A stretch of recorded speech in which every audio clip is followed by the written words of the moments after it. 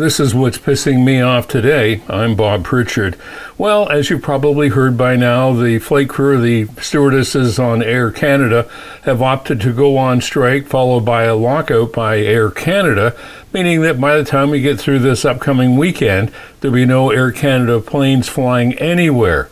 Now, you might be thinking to yourself, yeah, good for them. Let those people get the increases in their wages that they deserve. I have no idea where they are financially or what they actually do deserve, but I understand that in this inflationary times, which we're all living in, that getting more money in your paycheck would be a good thing. Now, let's talk about the repercussions of all of this. In my family, and I don't know how exceptional we are, we have two groups of people who are flying this weekend.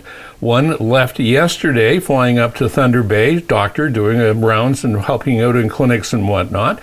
And the other is my stepson, who is flying back to Japan on Sunday. Well, was flying back to Japan on Sunday.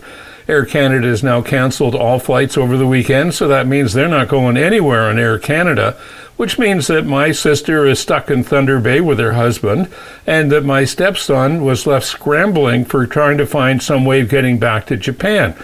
Now he lives there and works as a teacher, and he is required to be back in Japan on Monday, their Monday, so that he can do a physical test, which is required by everybody who works in the educational system there. This is not it would be a good idea to show up and do our thing.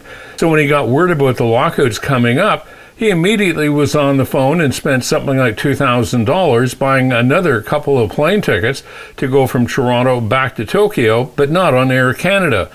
It leaves a day earlier than the Air Canada flight, which means he'll be back in Tokyo in plenty of time, but he's out of pocket all that money. Now, what do you think the odds are that they're going to get that money back? Probably not all that good, and it's leaving them in a real lurch. Anyway, regardless of how much inconvenience it costs, that's the trade-off we have for living in a democracy. Not sure I agree with some aspects of it, because when it comes to traveling on airplanes, about half the people that you see are either going somewhere or coming back from somewhere. So whichever way you're going, it's going to be a huge hassle, because not everybody can pick up a flight in 3 or 4 weeks and still have everything work out. Hotels will be gone, rentals will be gone, you'll be missing work, all those types of little things that happen. And if you've overextended your visa, heaven forbid, could you be arrested for being an illegal immigrant in this country? These are the things that I think some people need to sit down and have a hard look at when we talk about who or who may not be eligible to go on strike. And that's what's pissing me off today. I'm Bob Pritchard.